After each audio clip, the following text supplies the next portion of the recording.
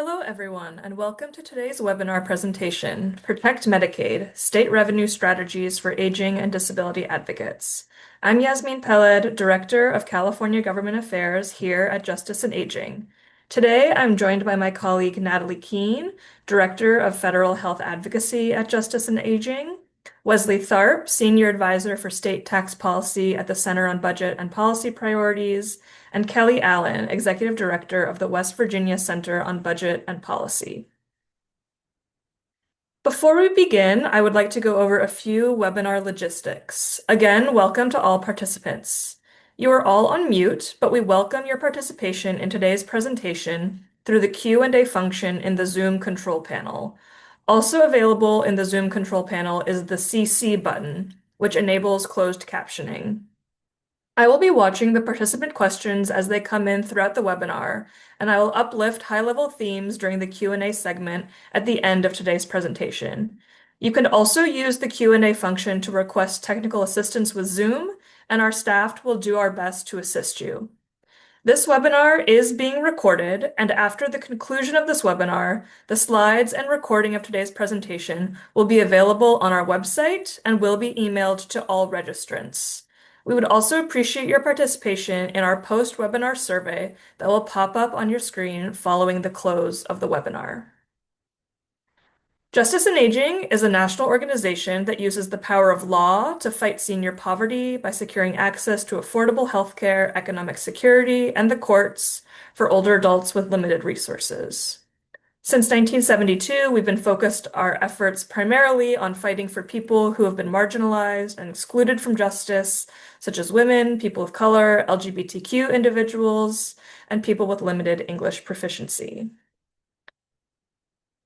Please join our network. Justice and Aging produces a wealth of information like the webinar you are viewing today, along with fact sheets, issue briefs, alerts, and other materials to keep you up to date with important developments. If you're not already a member of our network, we encourage you to join by either going to our website and signing up or emailing this email here, info@justiceandaging.org. Thanks for sticking with that logistical overview.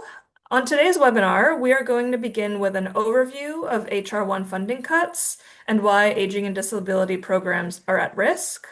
Then Wes from the Center on Budget and Policy Priorities will provide an overview of state budget processes and revenue. Then we'll turn it over to Kelly from the West Virginia Center on Budget and Policy to detail how West Virginia advocates are engaging in their state's budget process to protect Medicaid and other programs. And then finally, we will have some time for Q&A. And just to set the scene here, due to the passage of HR 1 and its tremendous cuts to Medicaid, SNAP, state budgets nationwide are preparing for severe budget deficits that will put vital services for older adults and people with disabilities at risk. This won't just be a red state or a blue state issue.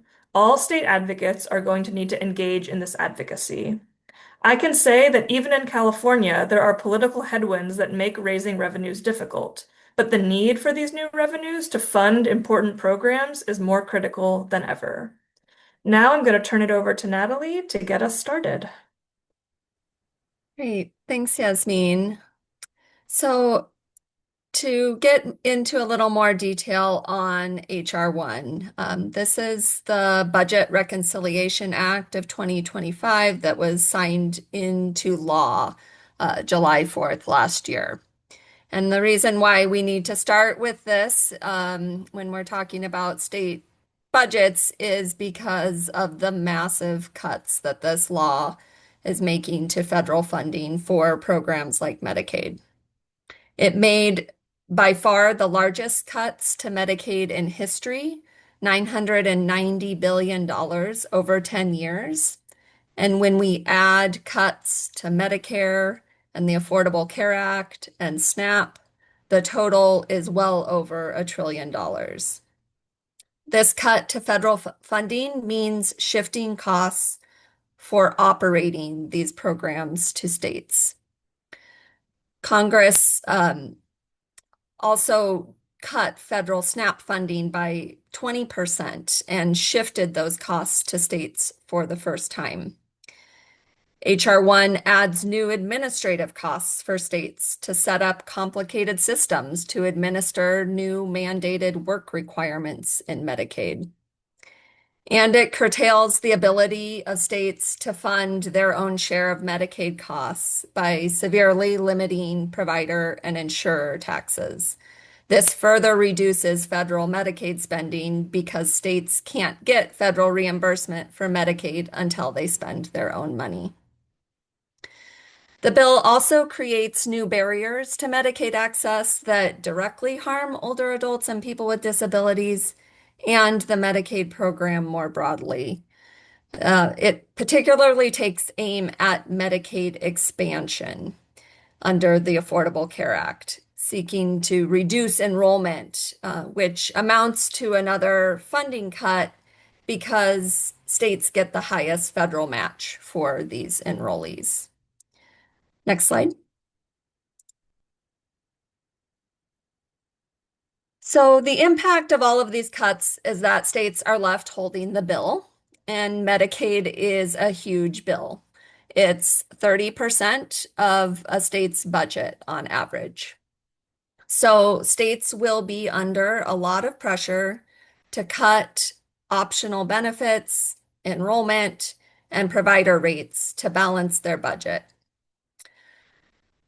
Optional programs are those that states can choose to offer or not, which includes things like home and community-based services for long-term care, dental, vision, and hearing services. These are benefits that older adults and people with disabilities cannot do without, but they are optional for states to provide. It's estimated that 86% of optional spending under Medicaid supports older adults and people with disabilities. Next slide. So cuts to home and community-based services, or HCBS, are of particular concern because these services account for nearly a third of Medicaid spending and are the largest spending dial the state has. This isn't hypothetical, that these services could be cut. We know from history when federal funding is cut, states do cut their HCBS programs. After the Great Recession, every state cut one or more of their HCBS programs to make up for federal funding cuts. They cut spending on HCBS waivers, personal care services, and home health. The number of people served was reduced by between 2 and 15% across states. Waiting lists for home and community-based services also grew, and some states even eliminated entire programs, which took years of advocacy to restore. So again, though these services are optional for the state to provide, they are not optional for people who need care. Medicaid is the only source of coverage for most. So when people with disabilities and older adults have their HCBS services cut or are put on waiting lists, they're often forced to move into nursing facilities where they don't want to be and which actually costs the state more money. Next slide. Some states have already started to announce cuts to HCBS, dental services, and other programs. Note, these are just examples, and on this slide, these are proposed cuts. So they have not been implemented and they can be stopped. In terms of HCBS, we've seen in Utah announcements to potentially cut HCBS waivers.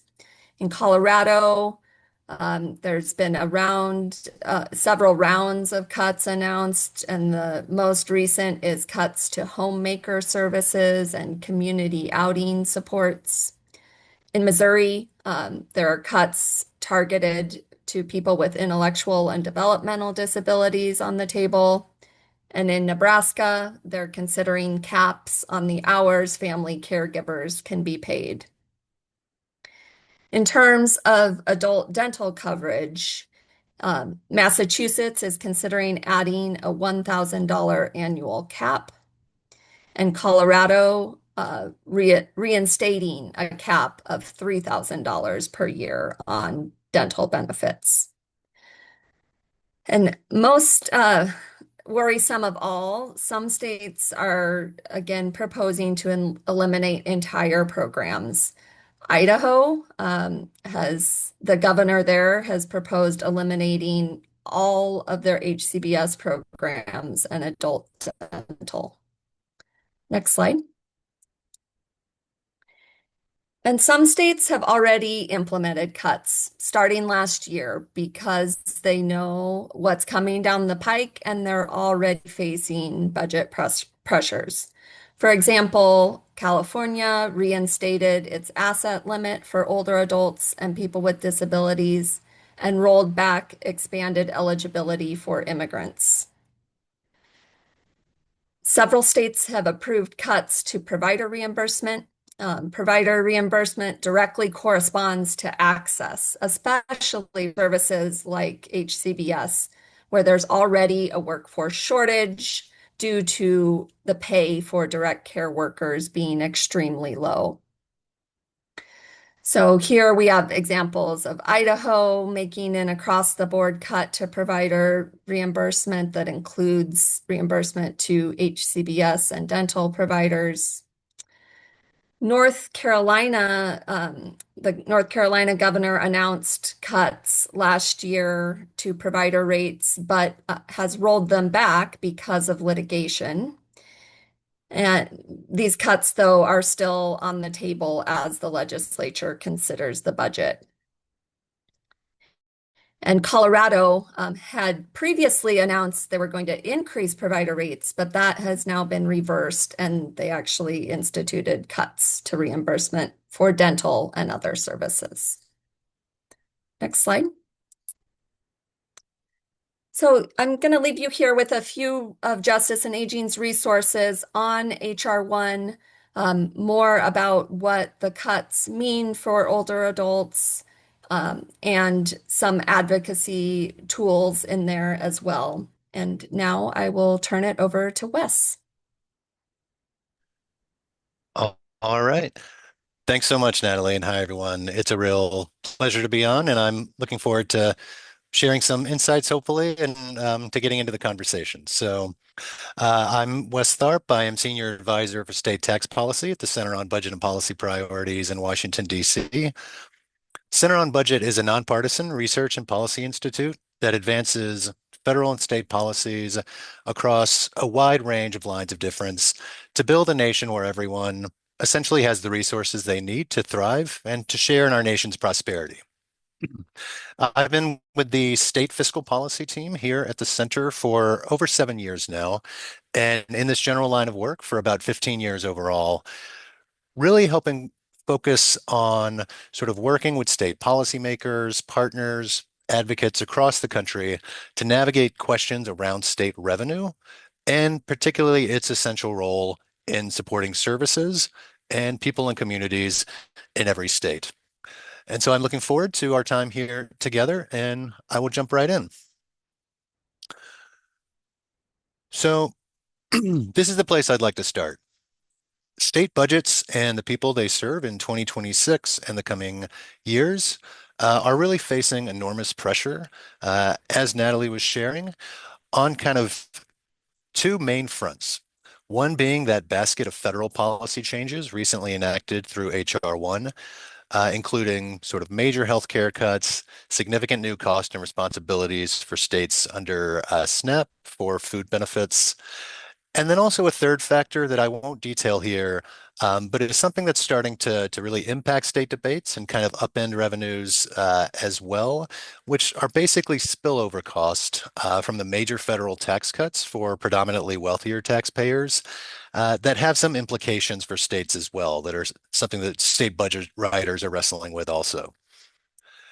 The second major factor, though, shown on the right, to kind of expand on this general challenge that states and state budgets and services are facing is a raft of policies that states themselves in many places have been adopting over the past few years.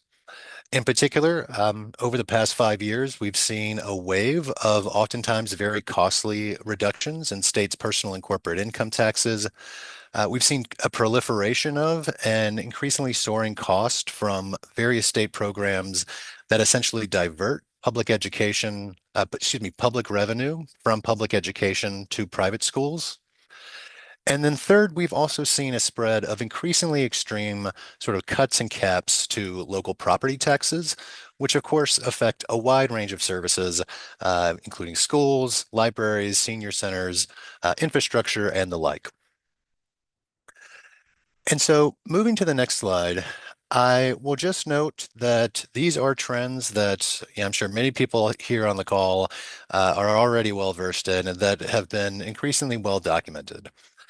Just to highlight the point and kind of drive it home, this here is a headline from sort of a major publication on state policy issues, um, saying that states brace for budget shock amid federal changes. Program and tax changes in the massive budget reconciliation bill are reshaping states' short and long-term fiscal pictures, and how will they respond, which is something I definitely want to get to. The next slide is then just illustrating and reiterating really that second basket of challenges that states are increasingly facing. Headlines showing how the wave of tax cuts on the state level has left many states vulnerable to President Trump's SNAP and Medicaid crisis. And then also, as shown on the right, a headline again lifting up the point that the spread of these costly school voucher programs are now rapidly eating into state budgets as well. Now, sort of pausing for a moment to take a slight step back and to kind of really get into some of the details here. Why are these pressures sort of important at all? To people and communities and the things we all care about. And there's a few reasons.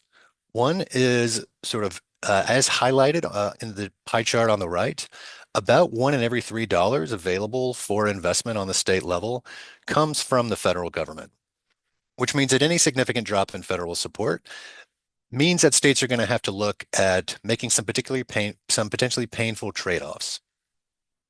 Two is that those sort of state income and property taxes that have been increasingly under threat, as I referenced, really are some of the major workhorses of essentially how states and localities pay the bills and how they support the range of services available.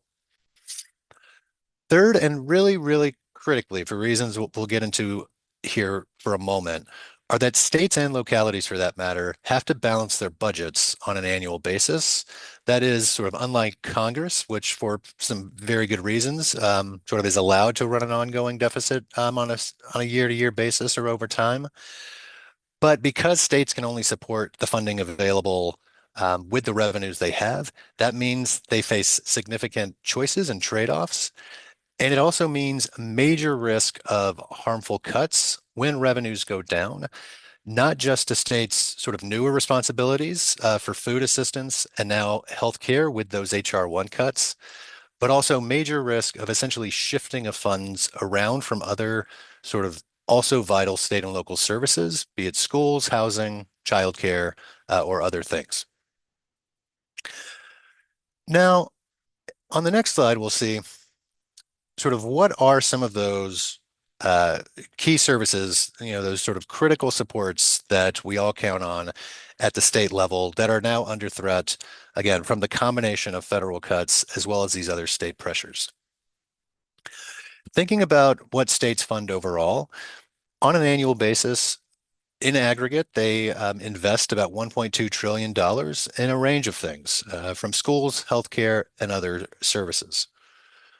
Looking to the right, I want to zero in a bit on the sort of three biggest pieces of the pie chart here, which is that 34% going to K through 12, 19% for Medicaid, and then another 9% for higher education.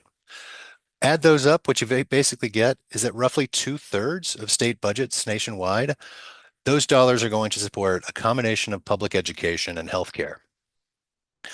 Now, what that sort of means in times of scarcity is a couple things I'll really quickly highlight. One is that those two buckets, again, public education and healthcare, are really its extreme risk of potentially sizable cuts. I know we've heard a lot about the risk of healthcare cuts and the legacy of reductions there.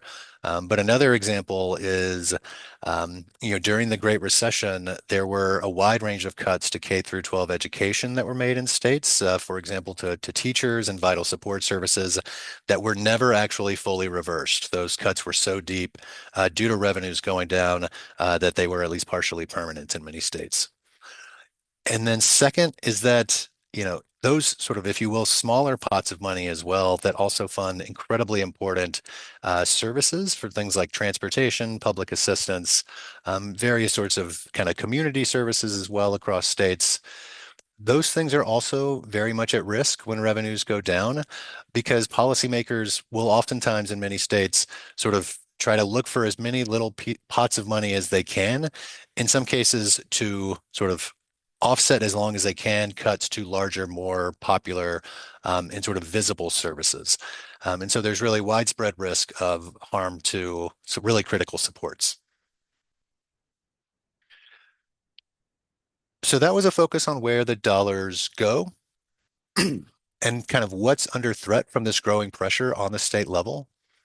But now let's kind of briefly take a step down to where those dollars are coming from, to highlight sort of, one of the key sources of that underlying pressure, again, to state budgets and services. Now, taxes overall on the state level account for about half of the money available in a given year in state budgets nationwide. The rest coming from the federal government, as mentioned, and various sort of other kind of smaller fees. But of those taxes, as shown on the right, about half are coming from personal or corporate income taxes. That gray 38%, and then up towards the kind of top left of the pie chart, the corporate income tax share as well. Those are the revenue sources that, as I alluded to earlier, have really been under kind of a sustained assault of sharp cuts from state policies adopted in recent years. So that was a lot about the challenge. And now I want to turn to a few minutes on kind of the opportunity that states are facing, which are that state revenues and state revenue policies really are going to be an essential tool for how state and local policymakers and advocates can think about fueling a brighter path forward. The core tenet of revenues is really important across a wide range of reasons, with four particular priorities I've lifted up here, which are without sufficient revenues on the state and local level, um, policymakers won't be able to do things like maximizing the funds available to help states mitigate and offset those health coverage losses and other health cuts. States also need to have dollars available to prevent sort of harmful cuts to SNAP and to be able to shoulder those new food assistance responsibilities. As I was alluding to, there's real risk of shifting funding around from other vital priorities. Revenue is our primary kind of bulwark against that happening.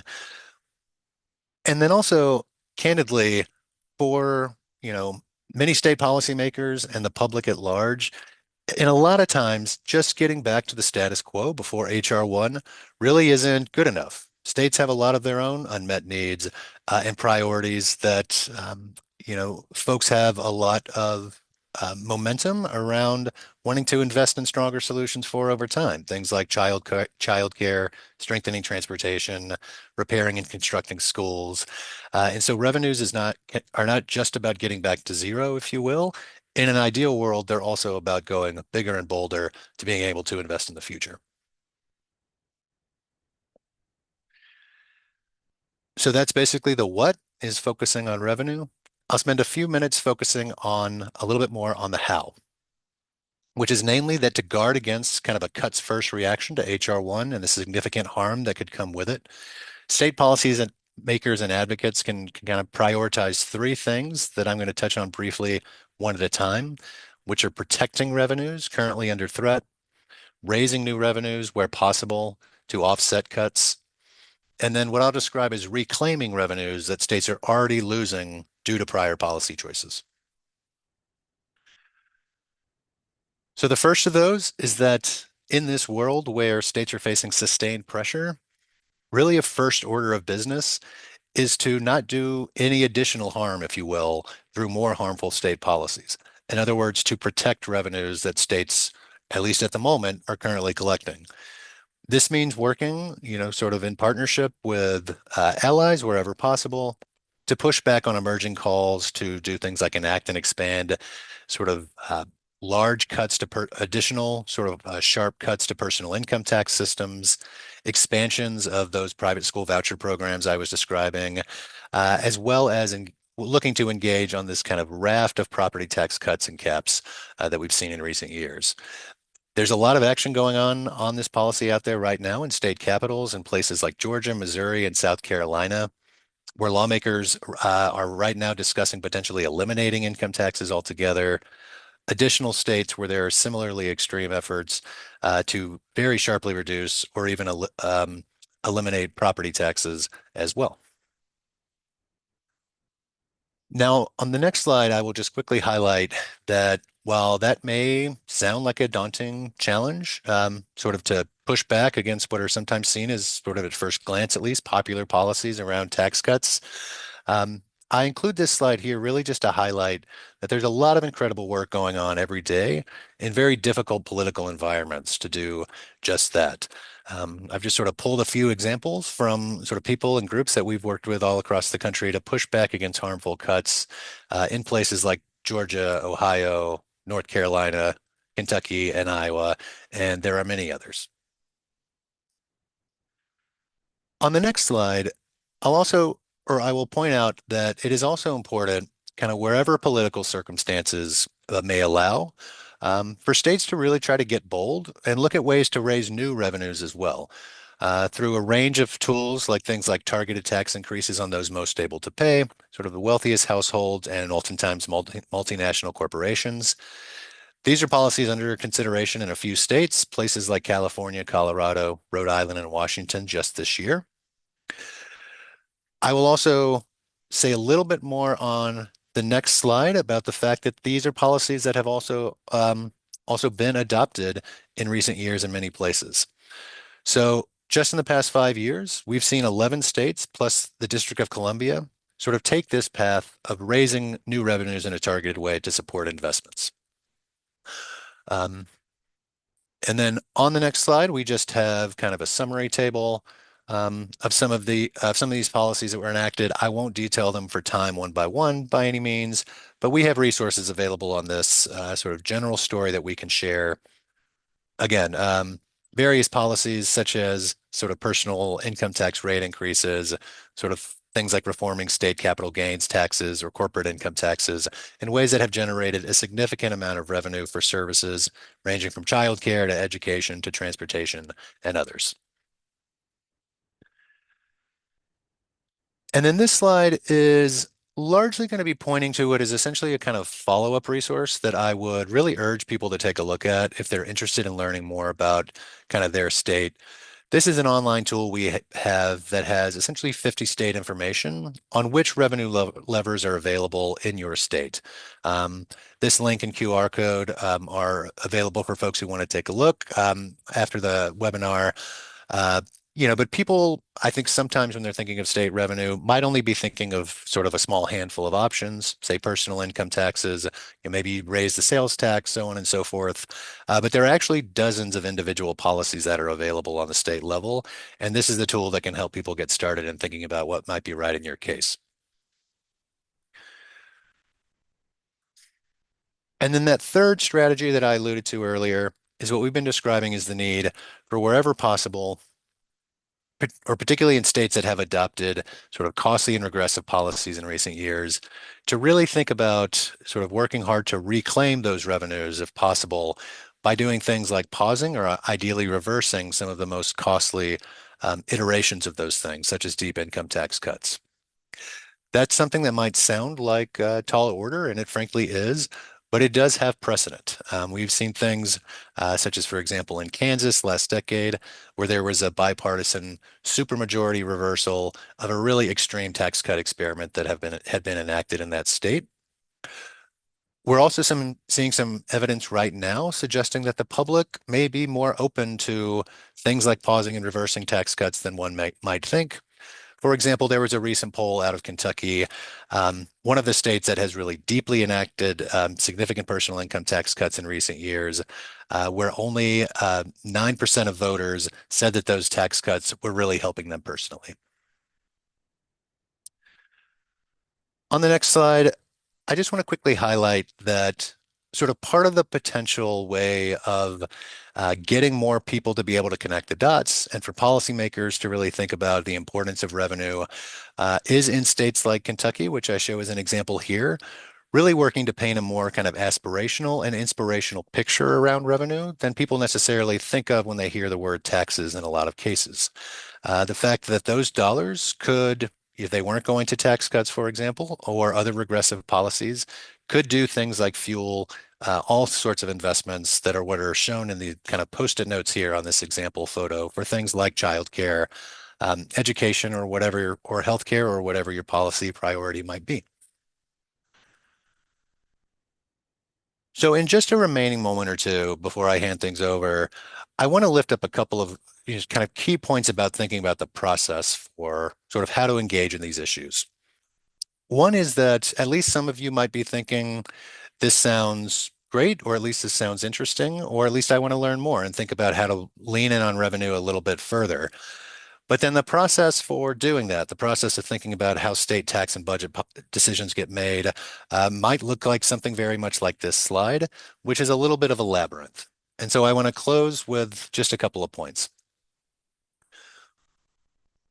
As lifted up on the next slide, one of the things to really know is, as I'm sure it is on the federal level, which where I've never really worked that much on a kind of a day-to-day basis, state houses are all going to be so much about learning the process of things like the legislative calendar, where to plug in the budget debate for key points of inflection. I'll leave you with one tip in a moment for doing that. But something I want to lift is that from a timing perspective, most state sessions are currently in right now. Most states convene in the first sort of few months of the year. And so this is really a great time right now to kind of get involved and to think about leading in. The second is that when it comes to what I've been talking about here today, it's really about engaging on the overall size of the pie available for state and local investments, as opposed to just how to divide it. Because the latter approach is sort of how we wind up with some of these shifting of fund risks that I was alluding to. As my first boss in this work sometimes put it, it's important not just to show up at the Appropriations Committee, which is so essential, but also to show up at the Ways and Means and Finance Committees, which are where the debates are happening over where the dollars come from. And then third and last for me, I would say a big part of the good news on these issues is that almost never should you be starting from scratch. In really every state, there's going to be sort of seasoned and experienced and really passionate people and allies who are going to be engaged on these issues around state fiscal policy, around taxes and spending that you can connect to kind of learn more and go from there. I would particularly highlight what's called the State Priorities Partnership. These are groups that we work very closely with and that you're about to hear from one of that are in 40 states plus DC and Puerto Rico. And they're a great resource, and the link to access those groups and that broader network will be available as a resource. And so with that, I am, yes, wrapping up with just the map here of our great network, and then I will be handing things over to Kelly to hear more about a West Virginia example. Yeah, thanks so much, Wes. I heard so much there that I want to echo and dive in on from West Virginia. My name's Kelly Allen. I'm the Executive Director of the West Virginia Center on Budget and Policy. As Wes just mentioned, the State Priorities Partnership, we're that State Priorities Partnership group here on the ground in West Virginia. We are independent, nonprofit, nonpartisan policy research organization that focuses on tax and budget issues, which of course focus on everything. And we often analyze how policy proposals or legislation or budgets impact the economic mobility and quality of life for all West Virginians. We can go to the next slide. Folks probably know, but West Virginia is a state that's very dependent on federal programs and federal funding. I think Wes mentioned on average, usually about a third of state budgets come from federal funding. In West Virginia, it's closer to half. About 48% of our overall budget comes from federal funding. So when things change at the federal level, that has a really big impact on our ability to provide and deliver services to people who need them.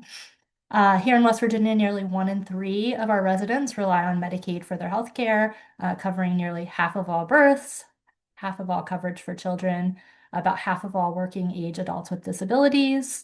1 in 5 folks on Medicare also have Medicaid to supplement that coverage, and then 3/4 of nursing home residents. It's a little higher in West Virginia than the nationwide average, but whatever state you're in, the numbers are probably up there for these categories as well. We're also deeply reliant on SNAP food assistance. About 1 in 6 West Virginians rely on SNAP to help put food in the table. We won't talk much about that here today, but of course, Congress's changes to SNAP food assistance are also going to have a major impact on West Virginia's budget. And as Wes talked about, like many other states, West Virginia used the temporary revenue spikes and increased federal funding that came to us in the COVID era to justify deep, harmful, and permanent tax cuts that overwhelmingly have benefited our state's wealthiest households. Obviously, as you heard a few minutes ago, West Virginia wasn't alone in that tax cutting spree. Many states did similar things. But West Virginia did cut taxes among the deepest of any state as a share of our GDP and our revenues.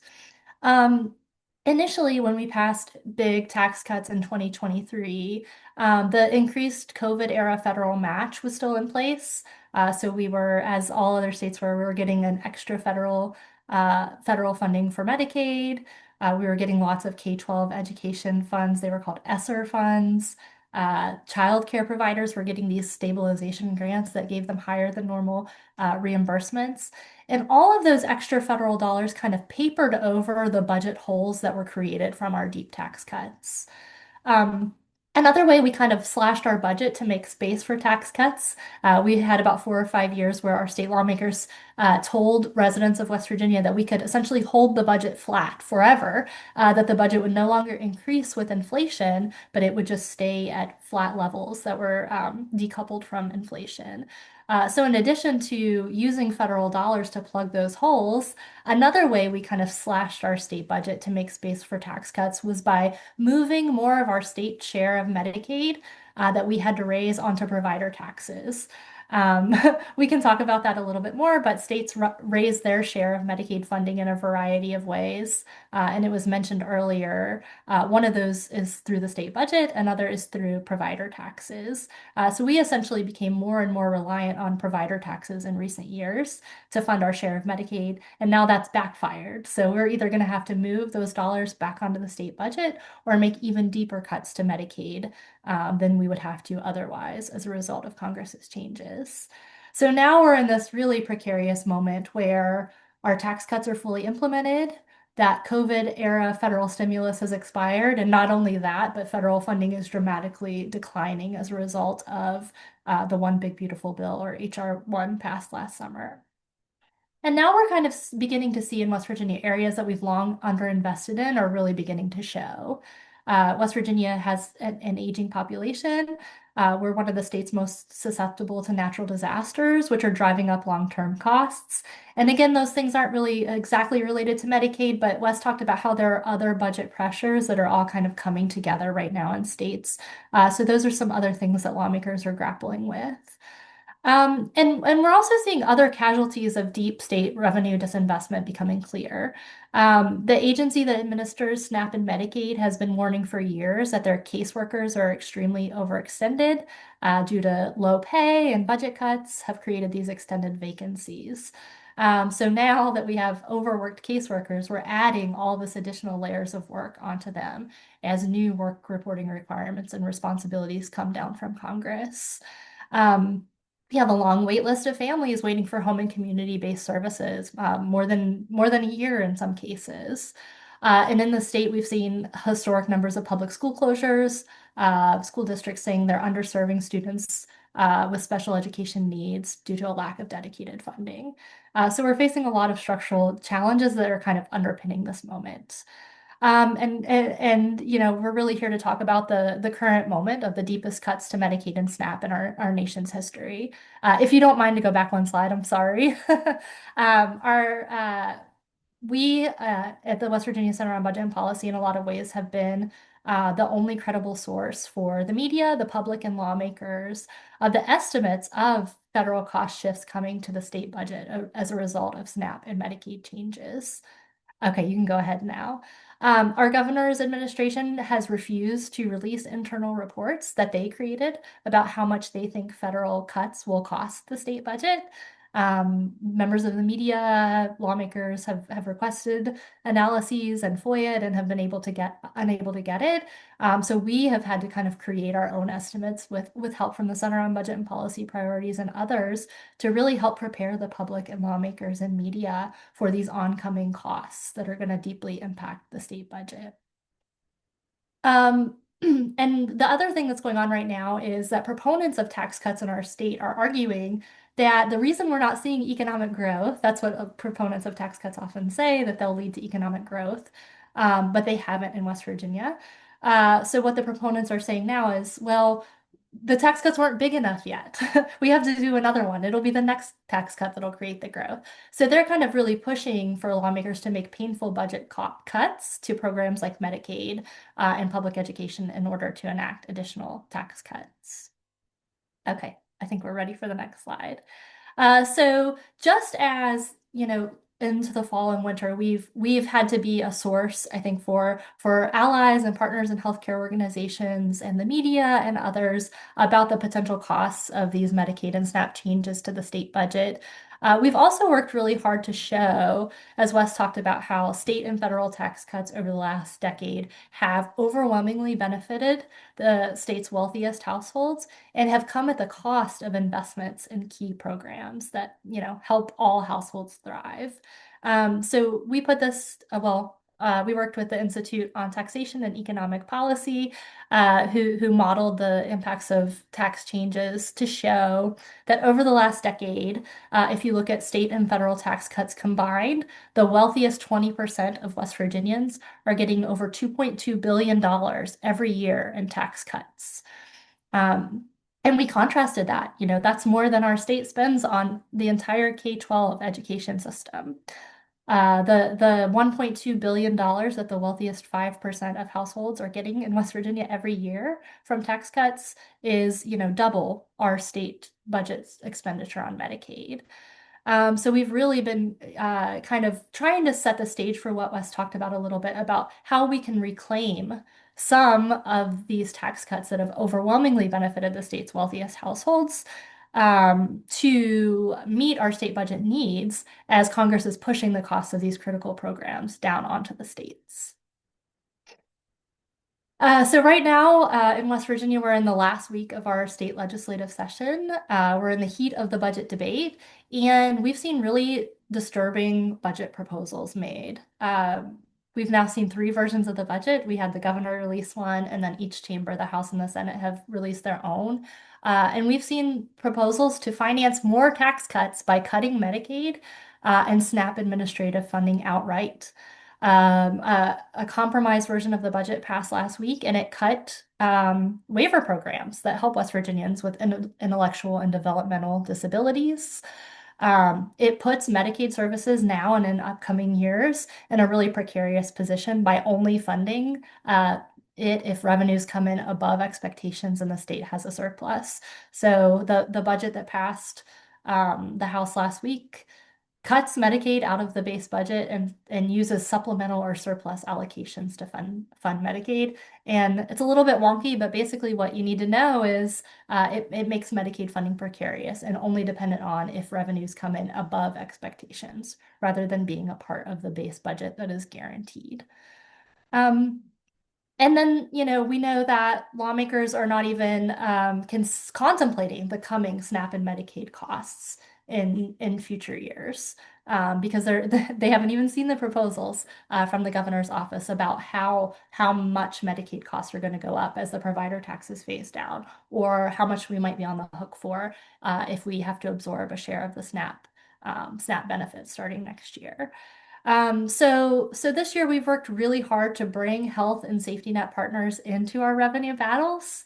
In prior years, we've often had disability advocacy organizations or healthcare advocacy organizations or K-12 advocacy organizations say, that tax battles aren't their battles. But we've had real success in the last few years helping our partners see that it's all the same fight. And to the point that Wes made, we need to align ourselves and get in solidarity with one another, that we need to increase the size of the pie, not just find ourselves fighting over scraps. The folks that are worried about education funding or childcare funding or healthcare funding or disability services funding. We all need to come together and say that we need the pie to be big enough to serve all of these programs. Um, and just last week, we brought together advocacy groups across the spectrum, healthcare advocacy organizations, SEIU, our school service personnel union, Medicaid waiver families, childcare providers, and clean water groups to call on our legislature. I think we have a picture on the next slide. Oh, 2 slides away. Sorry, I'm all over the place here. To sufficiently fund our schools, our healthcare, and our infrastructure before funding additional tax cuts that would drive down the revenues needed to fund these programs. And this was one of the first times we brought together, I think, groups across a wide range of issues to say we need to fund X, Y, and Z, all of these things over additional tax cuts. I do want to be really candid that this work is difficult. It's long-term work to make the case for reclaiming revenue, protecting revenue, for not going down the road of additional tax cuts until we really get our house in order and ensure that we're sufficiently funding programs that help families thrive.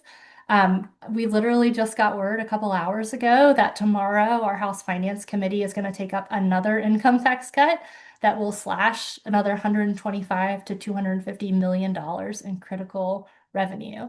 It'll give the median middle income household in West Virginia a tax cut of about $1 a week. But that's 125 to $250 million that is not available to fund Medicaid, to clear the IDD waiver wait list, to increase investments in public schools, and do any number of additional things. So this is really a long battle. I think it's a multi-year effort, and it's going to take us some time to really push back against these efforts to undermine the revenues that fund public services. But we are seeing, I think, the fruits of the labor, and we are seeing organizations across lots of interests come together and say that there has to be a better way to do this, and that we have to fund these critical services and take a revenue first approach. So I don't know that we have all the tricks figured out. I don't know that we've mastered it. We're looking at, again, another tax cut this week in West Virginia when we don't have our house in order, when we haven't fully funded our Medicaid program or our schools, or even begun to grapple with the costs that are coming on to our state budget in upcoming years for Medicaid. But we're proud to have brought so many people together and to keep pushing back and to keep just kind of keep moving the ball forward on helping folks understand the importance of these programs.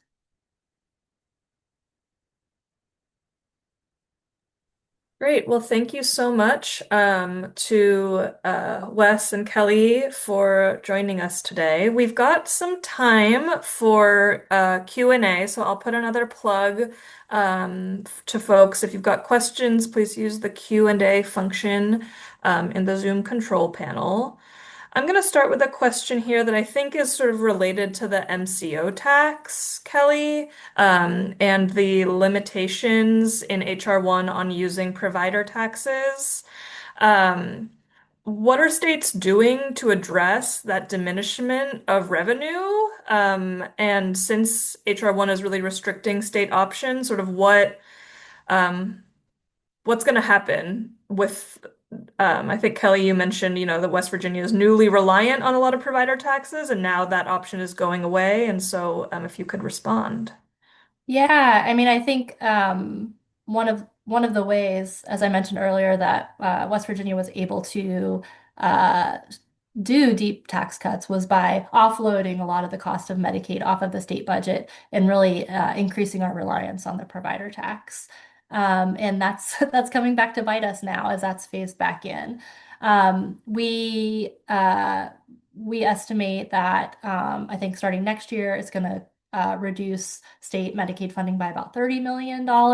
And then as it's stepped down, it's going to be over $178 million by 2031, which, that's 10% of our state Medicaid share.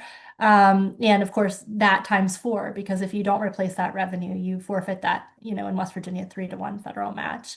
And unfortunately, our lawmakers have not grappled with that. Our governor's administration does release like a long-term budget forecast. They call it a 6-year financial outlook, where they say, what budget expectations they have in upcoming years. And they didn't mention the reduction of the provider tax in that outlook, which I guess indicates that from the governor's perspective, they would just eliminate that funding and they aren't expecting to bring it back onto the budget. But that would mean incredibly huge cuts to Medicaid. And we know, as you all discussed and Natalie talked about, that puts optional services like home and community-based services, dental benefits, and lots of other really important services right in the crosshairs. So we're deeply concerned that our policymakers don't seem to be grappling with this, and in fact are talking about forfeiting additional tax revenues this year in this moment of uncertainty. I hope there are other states that are thinking about it more, but I think as advocates, it's really on us to make sure our policymakers are really as aware as possible of what's happening. And I think folks at CBPP, Wes's colleagues, can probably help folks that are interested in what the fallout and the fiscal impacts in their state would be. Because in some cases it's us, it's very much us educating our lawmakers on this. Thank you. A question here about revenue and maybe another strategy that wasn't sort of discussed, Wes, but a question here is about, could states increase revenue by attracting more industry to their states, new Mhm. companies?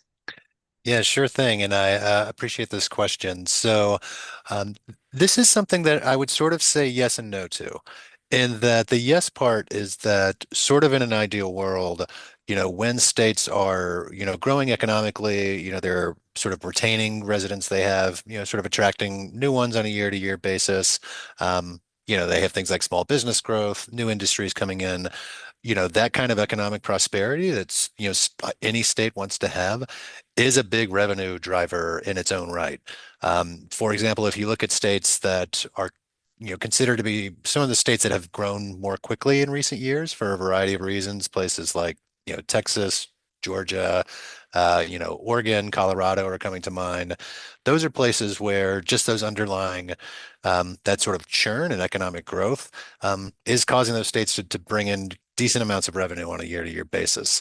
Here's the no part, though, and here's where it gets challenging, which is a lot of the tools that states tend to turn to try and proactively attract new industries, to try to proactively sort of bring in new manufacturers, tend to be things that wind up being fairly major revenue losers.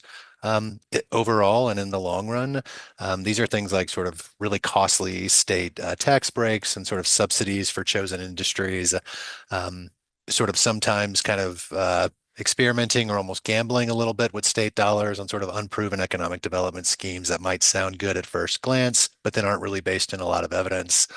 Um, and so what you wind up having is those sorts of tools, as well as state tax cuts, tend to get sort of overvalued in the conversation around state prosperity.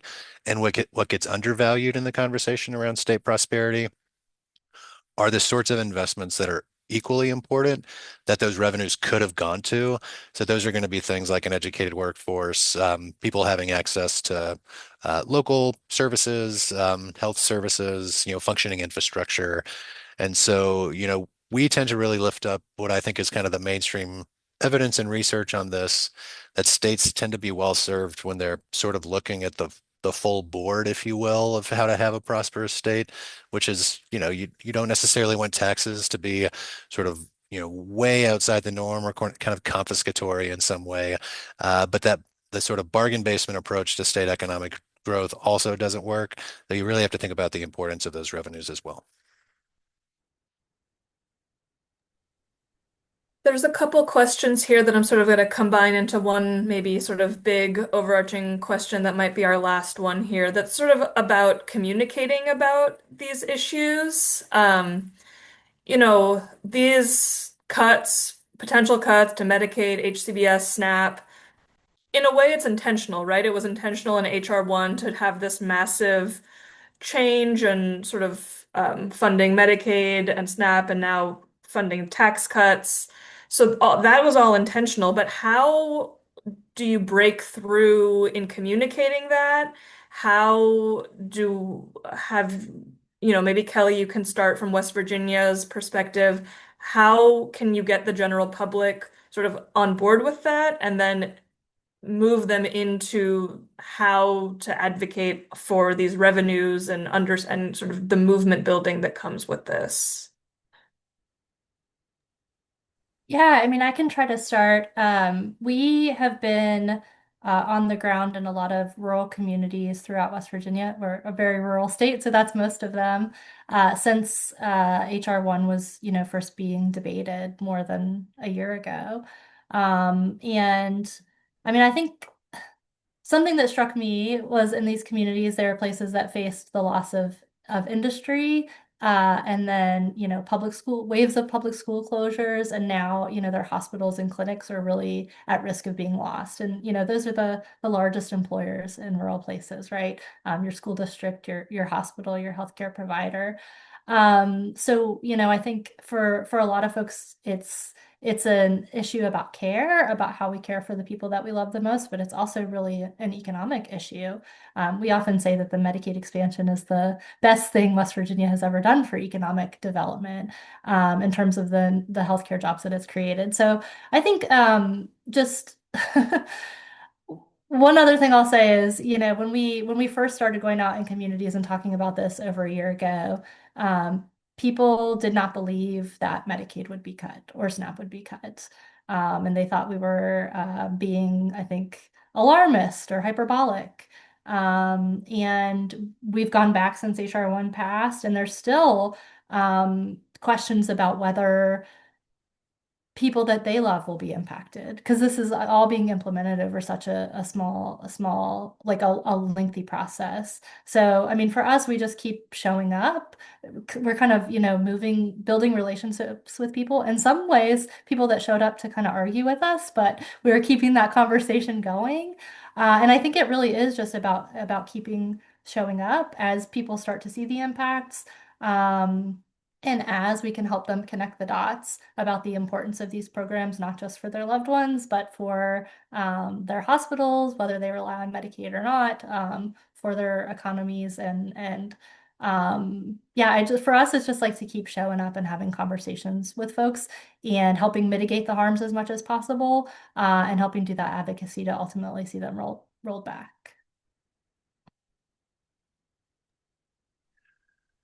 Yeah, and I can share just a little bit, which is, I would say one thing that I draw a lot of inspiration on in my work and in my experience working in the states and working with our network of state partners is, you know, a lot of work that is done, sometimes in really incredibly politically difficult environments, but, on some of these issues, almost any political environment is going to be at least tricky to navigate, is thinking about sort of what is the broader vision and the broader kind of aspirational call around just sort of like what sort of society we want to live in, like, on the federal level, what sort of nation we want to be. But also when we're thinking about state policy making levers, you know, we all have a place we call home. We all live somewhere. And, people tend to be really passionate in state capitals and in sort of the voting booth around, what can West Virginia really be at its best? What can Colorado or Georgia or Vermont be at its best? And, I think we tend to, and I can be as guilty of this as anyone else, as sort of advocates and voices, sometimes starting with our chosen sort of priority policy and going from there rather than necessarily starting with a kind of unifying vision and then working backwards into what are the set of policies that are needed. I work on tax policy for a living. I never remotely imagined that's what I would build a career out of when I was kind of coming up at younger ages and earlier stages in my career. but one of the benefits of engaging on these issues is that they can be unifying across people who care about sort of health coverage, disability services, public education, transportation, childcare, any number of issues that fiscal policy can really tie it together. And it is at least one path of talking about and thinking about what is an alternative vision for what we're trying to do here together. That is a significant contrast to that vision that has been dominant, unfortunately, sort of through federal policy making here for the better part of the past year and a half. And so that's some thinking that I have on how I think about that and the path forward. And Great. Well, thank you again. Oh, Natalie, did you want to? well, I was just gonna add on that something we're trying to do is to connect all the dots and keep the eye on the ball and on who's responsible and who has agency and choice in this matter. And it's your state legislators and Congress and the administration, and make sure we're holding them accountable to, help us bring our vision to reality. There's a lot of different attacks happening on Medicaid right now. At least the rhetoric is different, trying to tell us that there's some sort of problem with the Medicaid program and home and community-based services, and that spending is out of control. That's not true. We know that's not true. What they're doing is trying to distract us from the cuts and provide cover for these cuts that we're facing. And so I think it's important, those of us coming from the Medicaid and aging and disability advocacy side to keep connecting those dots, saying, the tax cuts are in contrast, the tax cuts are helping the wealthy and are in contrast to the cuts to benefits for the rest of us. So I think it's just important that we keep saying that, even if we don't have to become tax experts like Wes and Kelly, but to keep that messaging point up front. Well, I think that's a good place to wrap up today. So thank you again to all of you for joining us today, and thank you to our presenters. As a reminder, feel free to reach out to any of our speakers with additional questions that you might have.